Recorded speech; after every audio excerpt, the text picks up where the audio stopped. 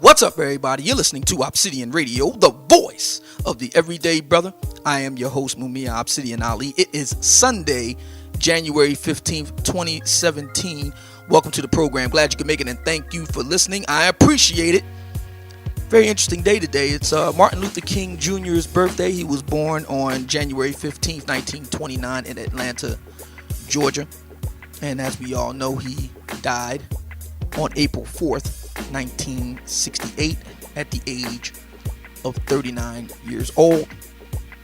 And if I'm not mistaken, the federal holiday follows the Monday after his actual birthday. So that would mean tomorrow, January 16th, we will be observing Dr. Martin Luther King Jr.'s birthday as a national holiday.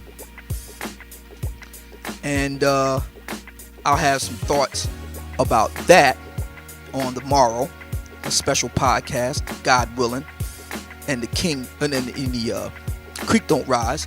I'll have some thoughts about that, so tune in.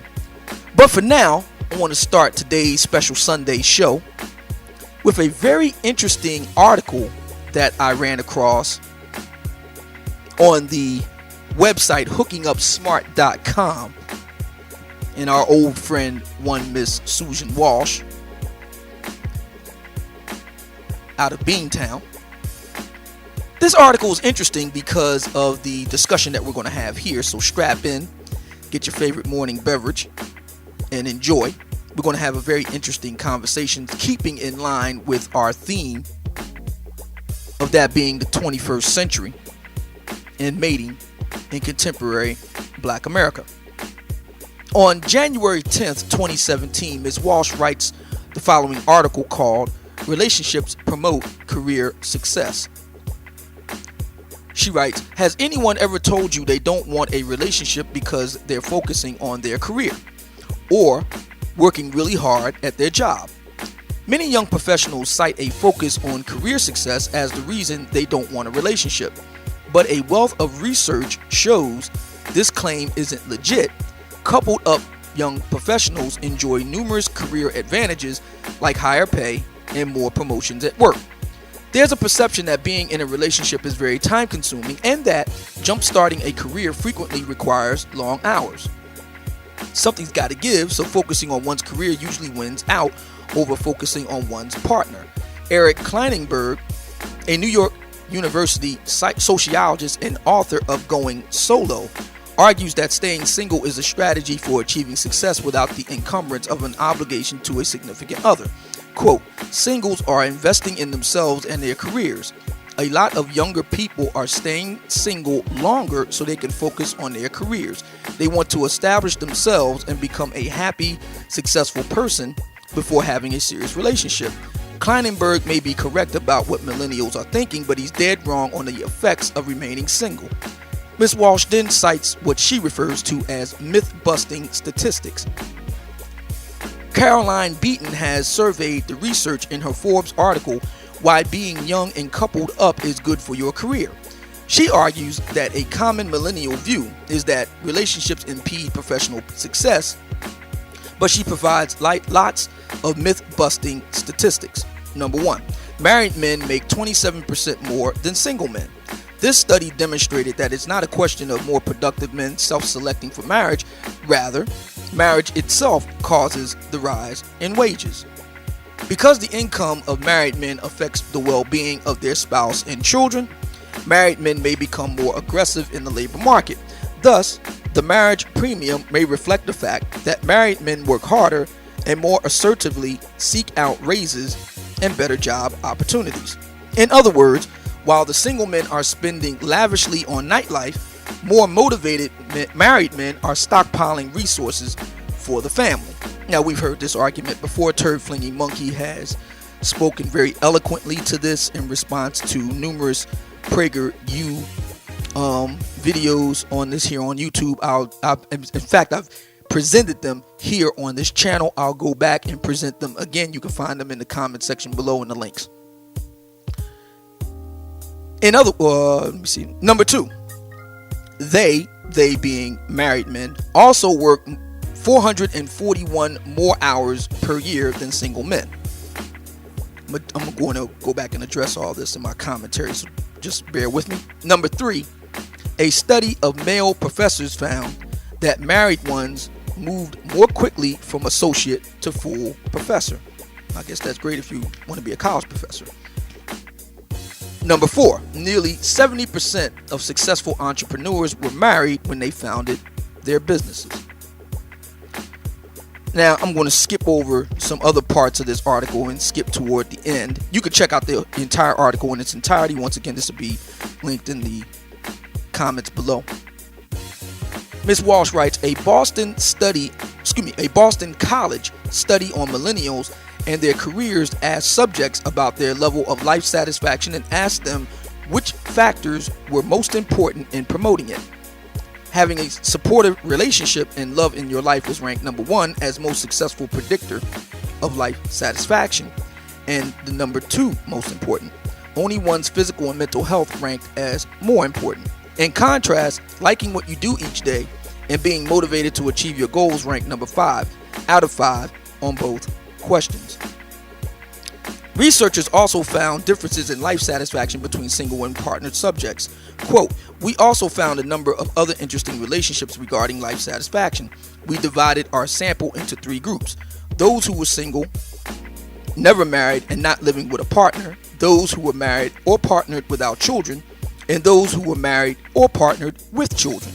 When we asked participants how satisfied they were with their lives, we found significant differences across the 3 groups. Those who were married or partnered with children reported being more satisfied with their lives than those married, partnered without children, who in turn were more satisfied with their lives than people who were single. If you're on the receiving end of the career-focused excuse, there's not much you can do. Forwarding this post is probably not going to work. But if you're the one thinking that you can't have a relationship and perform well in your career, think again. Carolyn Beaton sums it up this way. There are loads of legitimate, amazing reasons to be single. Career success? Not one of them. Have you encountered this mindset from others? Ms. Walsh asks. Have you used this reasoning yourself? If so, why do you perceive that a relationship will interfere with work? Does this boatload of research change your thinking? Let's discuss. So yes, Ms. Walsh, I would like to discuss your article, Relationships Promote Career Success. And before we get started in earnest with this discussion, I just want to make it very clear one very simple ground rule. Please do not go over to Ms. Walsh's website, hookingupsmart.com, and start leaving comments over there. Please do not do that. We are discussing her article here on this channel.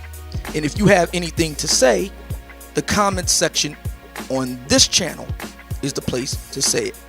Please leave that woman alone. We are discussing it. And the reason why I say that, in addition to the obvious reasons, is because we're going to be looking at it from a different perspective. One that, to be frank, she doesn't particularly care about, nor should she. She has the right to run her website and is, primarily focused on young, white, upper middle class women attempting to find their Chad. I don't have a problem with that. However, as a black man and a Gen Xer, I would submit that there can be no real discussion about marriage in America without discussing marriage in Black America. Now, why do I say that? Because, as I'm about to make clear to you in a moment, black people got married at a higher rate than whites, and their marriages stayed more stable than whites for the better part of a century. And black men in particular, since this article does mention women in it, I didn't read those sections that it included women, but let's be honest here. The article was basically promoted or pointed to men in the arguments as to why they don't want to get married and things like that. Well, we have data bearing out the fact that black men were the most married men in America a century ago. And today, a century later, they're the least married men in America. So, in order to have any kind of conversation about these issues, I would think you would have to consider what has happened and is happening in Black America as a touchstone into the rest of the country. Otherwise, if you don't have that conversation, I have to question your motivations in having a conversation at all. It clearly isn't to get at the truth of the changes in marriage in America overall. That's my argument. So, we keep hearing these statistics, marriage is a benefit to men, health benefits, money, and all the rest of it. So my question in all of this is simple. If marriage is so great, why ain't more black men doing it? I mean, if it's true that married men make more money than single men, they work more hours than single men, they have better health outcomes than single men, if all of these things are true, then why aren't more black men doing it? Now, we've all heard the pat explanations given. Well, because there's more black women than black men. Of course, that doesn't take into account the fact that from 1890 to 1970, there were enough black men to go around to get married. Another, explanation is the incarceration rate, which is something we're going to be talking about in a moment. That's not quite as significant as many would like to believe. So what's the reason why, so few black men are marrying? What's going on here? Before we get to that, let me argue as counterpoint, as a black man and confirmed lifelong bachelor, some of the points that Walsh notes in this article. Number one, married men make 27% more than single men. Well, I could tell you that I out-earned a lot of my married men peers in my union over the years, and for a very simple reason. There's no, there's no closely guarded state secret here, or no ancient Chinese secret. It's simple. Because I chose to do more work than they did. I chose to work longer hours. I chose to work more on the weekends. I chose to work more on holidays. As a matter of fact, I lived for that. I was looking forward to working on 4th of July holiday, that sort of thing, because that was double time. So I just did more than they did. Moreover, I was more willing to do the quote-unquote shit jobs than they were. Part of the perks of having seniority, and many of the married men that I worked with had more years on the job than me. So part of the seniority, or part of the perks of seniority, was not having to work the shit jobs and not having to work on weekends and double shifts and late nights and holidays and things of that nature. They were keen to take off at 5 o'clock, 5:30 to head home with their families. I, on the other hand, stayed on till 9, 10, 11 o'clock at night and then come back the next day at 7 o'clock in the morning. So, personally, I can't relate to number one. Now, I know what a lot of you will say. Obsidian, you're the exception that proves the rule. Fair enough. That's a fair point. I readily accept the possibility, the distinct one, that I am a statistical outlier. But I bring up my own personal experience to prove a point. So just bear with me. Number two, they also worked 441 more hours per year than single men. Well, just doing some simple math, 441 divided by 52 weeks in a year on average, comes out to about roughly 8.5 hours per week. So we're saying that married men work roughly 8.5 hours more per week than single men. So we're talking about 48 and some change. Okay, how do you compare that to yours truly, who worked on average about 25 hours a week overtime? In other words, my typical work week looks something like 65 hours a week for decades. Now again, you could say, well, Obsidian, once again, you're the exception that proves the rule. Fair enough. But clearly, not all single men are, racing home to get on their Xbox. In fact, I never owned an Xbox.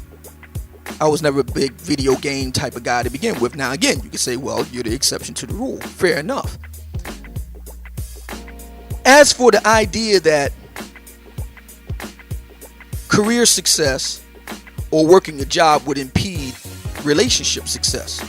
Let me speak to that. One of my childhood dreams was to be a fireman.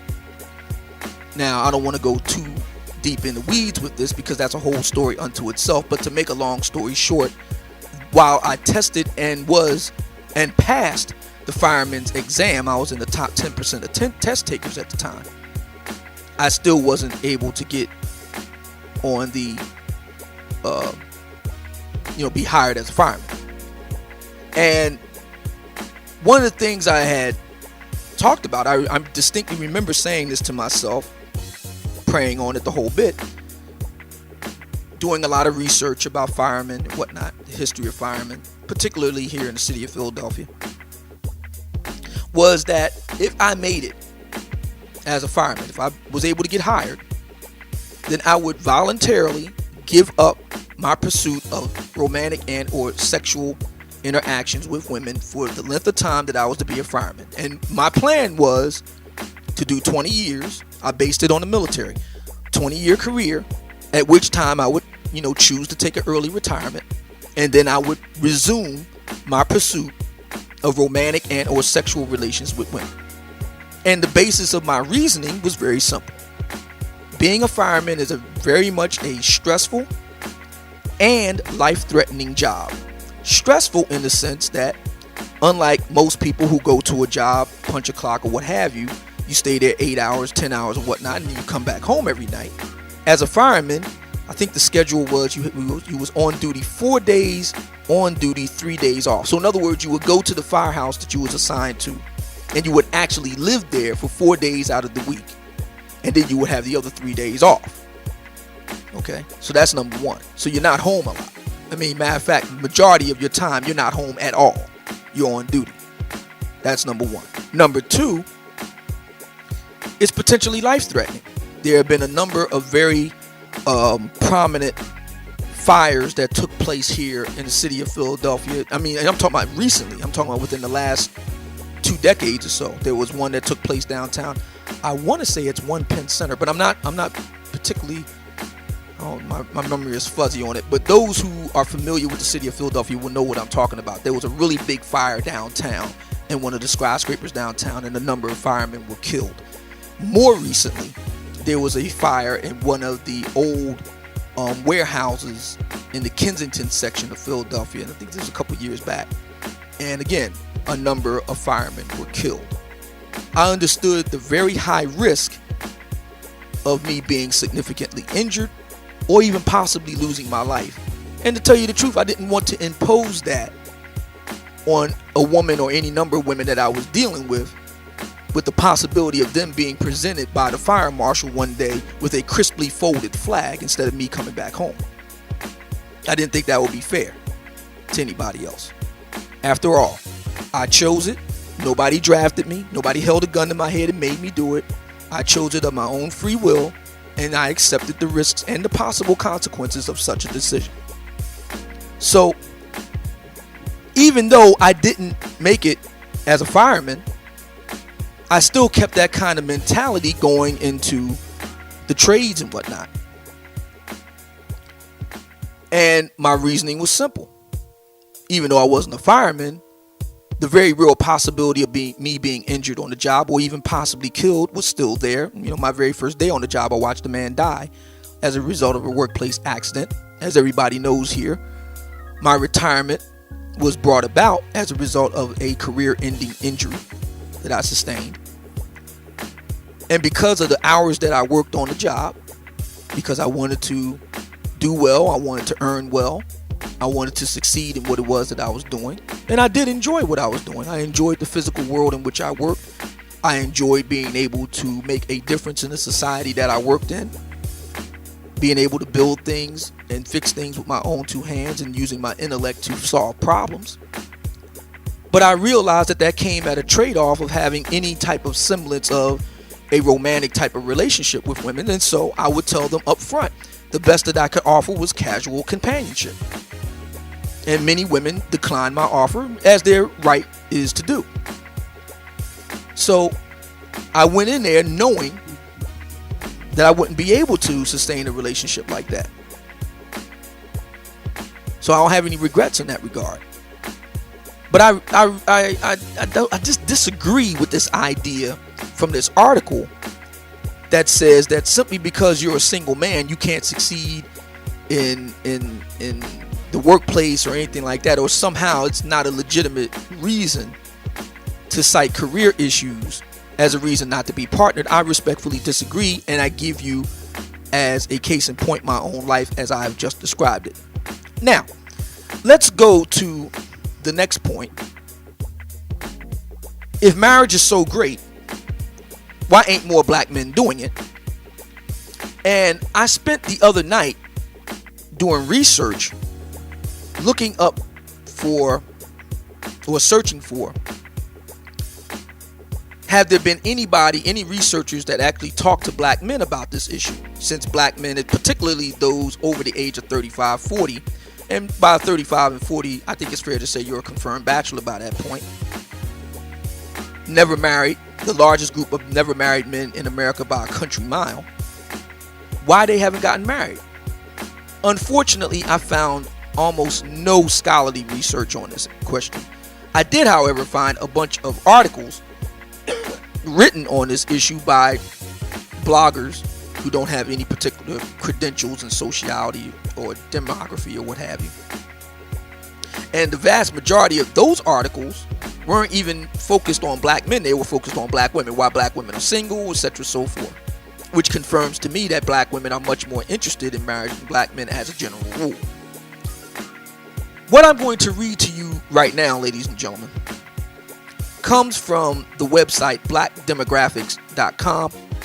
I have mentioned this website on several occasions on this podcast, and I will be mentioning it a lot more because it has some very fascinating articles that bear on some of the biggest issues that are commonly discussed in Black America, and which have serious implications for the country as a whole.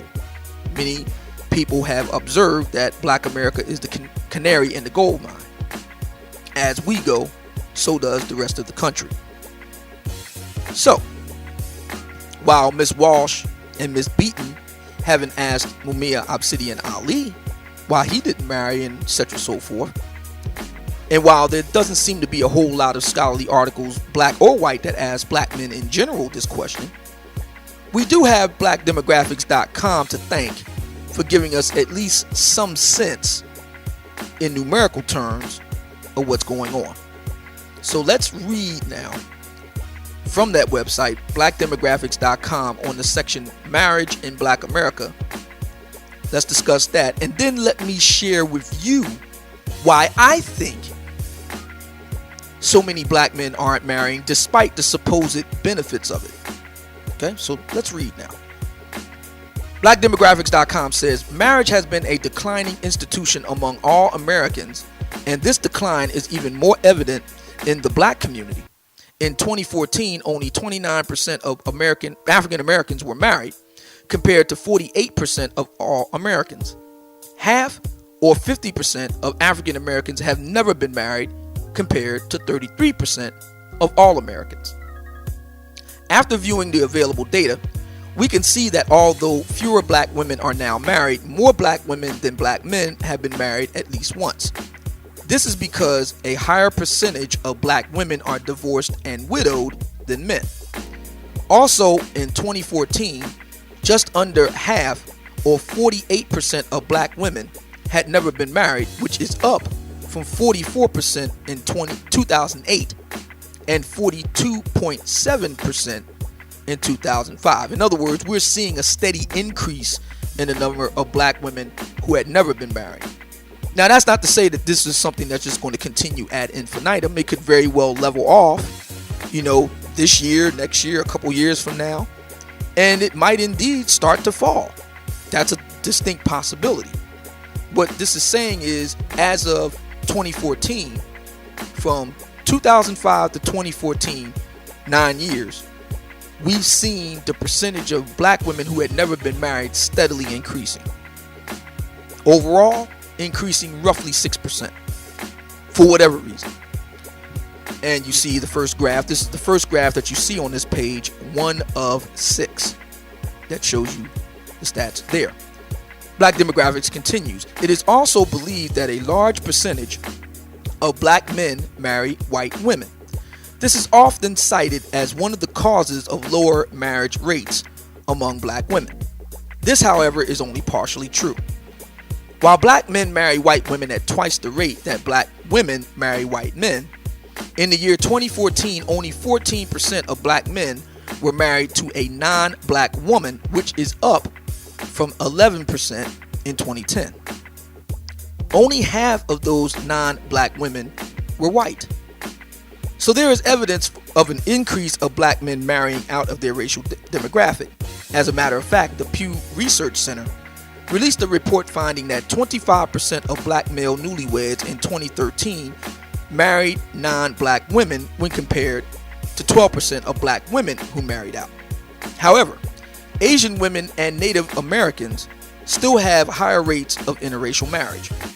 Black women were the least likely to marry non-black men at only 6% in 2014, and only 4% were married to white men. And then we see below this the second graph on this page. Remember, keep in mind there's 6 graphs here, and I mention this because, of course, there are many out there like Crystalline the Coward, who often argues that the reason why there's such a low marital rate in black America, and in particular among black men, is because so many of them are marrying out. Well, as it turns out, not anywhere near as many as they would like to have us believe. Note that Crystalline the Coward also mentions this Pew Research study, but she doesn't mention the United States Census Bureau, America Families and Living Arrangements as of 2010. She doesn't mention that. So I just want to point that out. So my point being here is that you can't cite interracial marriage for the reason why so few black men are marrying in the year 2010 or 2014 or 2017. It's a factor in the midst, but nowhere near as large a factor as many of the swirling crowd, Darth Hideous, Deborah Cooper, etc. would like to have you believe. Okay? They show you a pie chart graph as well. And we continue. In 2012, the United States Census Bureau released a report that studied the history of marriage in the United States. They discovered some startling statistics when calculating marriage by race. They found that African Americans aged 35 and older were more likely to be married than white Americans from 1890 until sometime around the 1960s.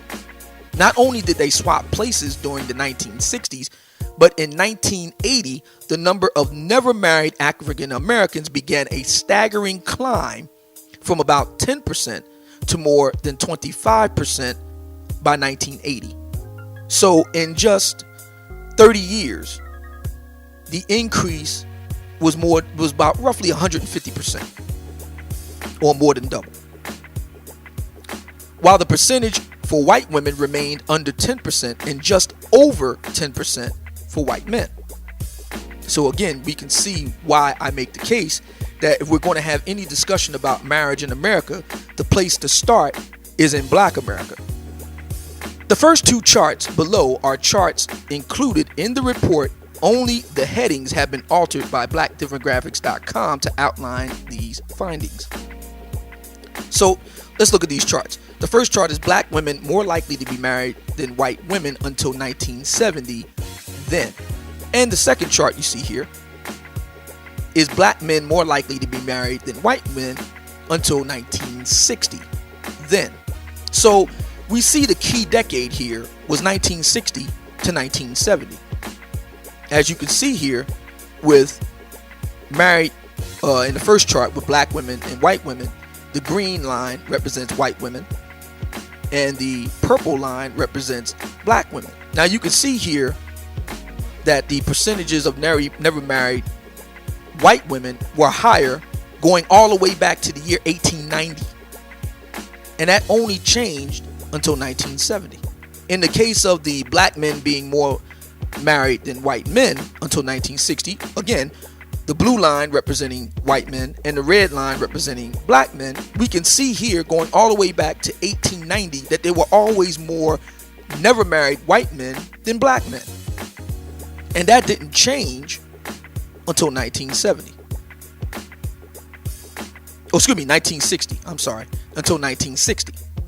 That didn't start to significantly change. Let's continue.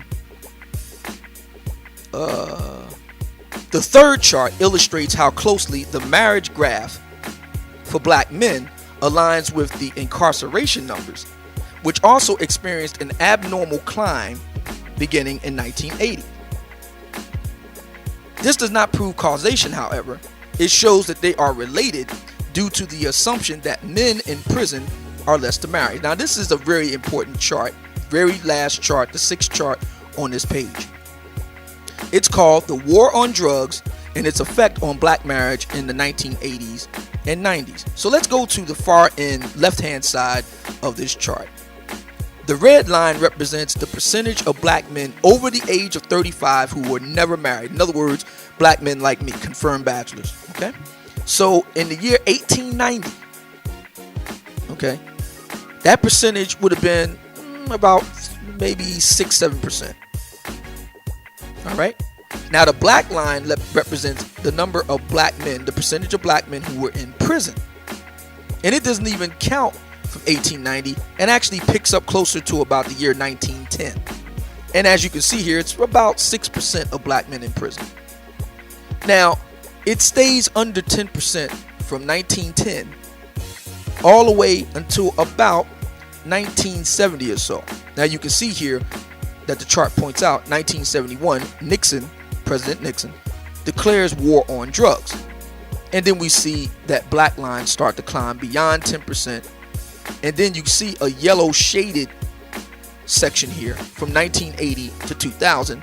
And below it says Reagan, Bush 1, and Clinton 1981 to 2001. This is where we see the prison aspect, the percentage of black men in prison jump from 10% to over 25%. And see, you can see right here on this graph, 572,900 black men in prison as of roughly 2000, 2001 or so. So we're saying upwards of 600,000 black men in prison. However, note the extreme right end of this chart. And you can see in the bracket here, Bush 2 and Obama from the latter 2000s from 2000 to 2010. Now, look at this.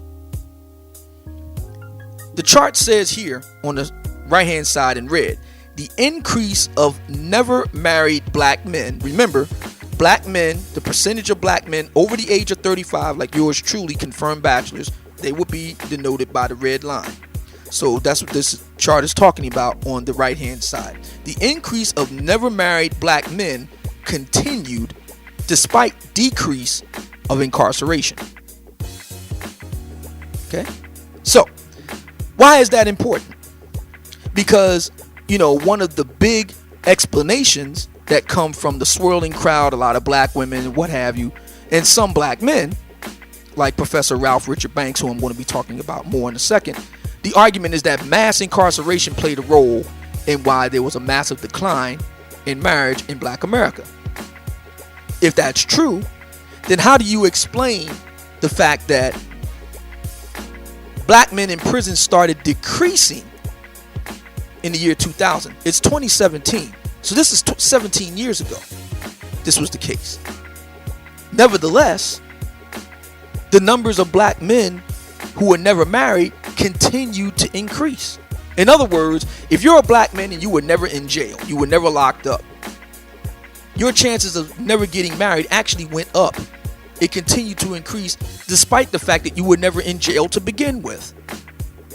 So how do those who argue that mass incarceration plays a role in why black men ain't getting married? As a matter of fact, Professor Ralph Richard Banks, who I just mentioned a second ago, author of the book Is Marriage for White People, which came out circa 2011 or so,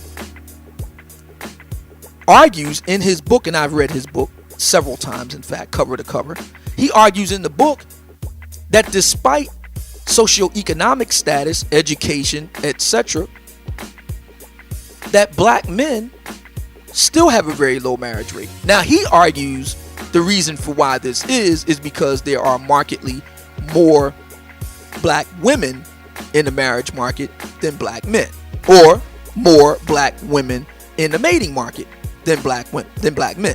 This is something else that a lot of the swirling crowd, etc., so forth, argues as their justifications and explanations for why black men aren't marrying. And of course, by extension, therefore, ergo, we must now swirl because there aren't black men who are married.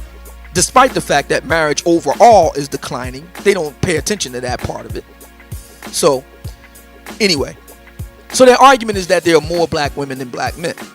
Okay, so do they give us a statistical analysis going back to 1890 and show us the demographic numbers of black women compared to black men? In other words, were there markedly more black women than black men in 1890, 1900, 1910, 1920, 1930, 1940, 1950, etc.? As a matter of fact, these were during the prime war years. World War I took place in the decade between 1910 and 1920, and World War II took place between the decades of 1940 and 1950. As a matter of fact, you had right after World War II, the Korean War.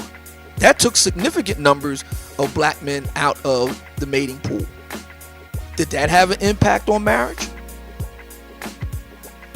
I mean, and if so, what was the impact? 1890, there weren't any major wars unless you want to count the Spanish-American War, which went down, I think, my memory serves, 1898. But then you would have to account for the number of black men who were serving in that war. We don't know. None of the swirling crowd, Professor Ralph Richard Banks, nobody who argues about the demographics gives us any sense of what these numbers were like in the years, in the many decades that black marriage was very stable. So we don't know.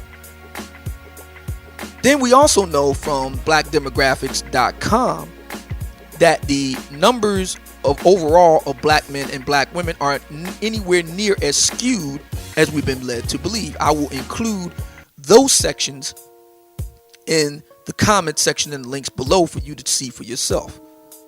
Slight increases of black women to black men between, say, 18 and 45, but nowhere near as lopsided as we've been led to believe.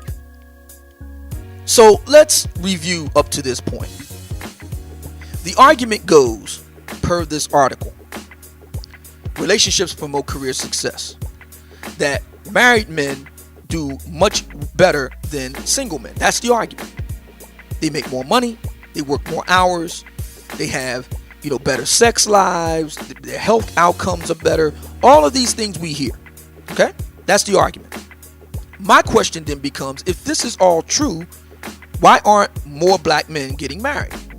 We see from 1890 to about 1960 that the black male marital rate was higher than the white male marital rate. Okay? This is when Jim Crow was, king. These were the decades when they were king, literally, from 1890 to 1960. Then we saw a massive decline of black men marrying circa 1960. And it has never rebounded since. The argument has been made that the incarceration rate and the war on drugs, etc., accounts for this situation. But then you can't explain why the increase of never married black men continued despite the decrease in incarceration 17 years ago. Also, what's been offered as an explanation as to why black men are not marrying as much as white men and what have you is because of demographics. The argument goes that there are many more black women than black men, and thus this accounts for why black men don't marry, because there are many more mating options without having to commit. However, there's no evidence that is presented by those who suggest this or make this argument. They don't present any demographic evidence from 1890 forward. I mentioned World War I, World War II, the Korean War, I mean, these are all before the Vietnam War. We all know Vietnam War for the United States occurred circa 1964 with the Gulf of Tonkin incident. So we're talking about in the 1960s. So before that, from 1890 to 1960, we had the Spanish-American War, we had World War I, World War II, and Korea. So we had 4 wars, and black men served in all 4 of them. Now we can debate to what degree or extent, but they did serve in all 4 of those engagements. Did that play any role in the black marital rate or not? We don't know. It's never presented. Now, if anybody out there has any type of countervailing data or evidence, by all means, put them in the comment section below. I will be happy to review the evidence, and if they do indeed countervail against my argument that I'm making in this podcast, I'll be happy to make a revised podcast noting those revised statistics. But up until now, Crystalline Karazin, Professor Ralph Richard Banks, Deborah Cooper, aka Darth Hideous, nobody has come forward with data to back up their arguments, unlike of what I'm presenting right here. Nobody presents demographic data from previous decades. Nobody presents, an argument for the increase in the number of black men who've never been in prison. Nobody presents any arguments for any of these things.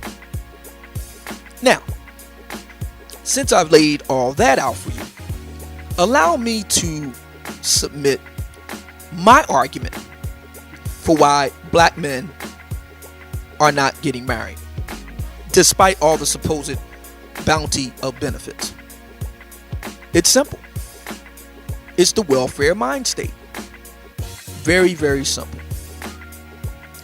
Since this is getting a little bit long in the tooth, this particular segment, let's stop here and continue our conversation in the next segment, laying out my argument for why it is the welfare mind state that has played the single biggest role in the decline of black marriage in America, and share my commentary on that whole situation.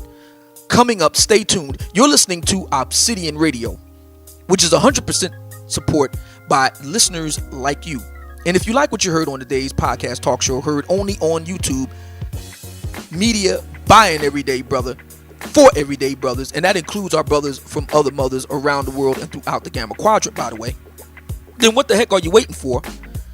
Head on over to my Patreon page, sign up and become one of the 300 Patreons that I need to stay on the air, getting bigger and better. All the information is going to be there, and you can hit that Patreon page by simply going to www.patreon.com/Mumia Obsidian Ali.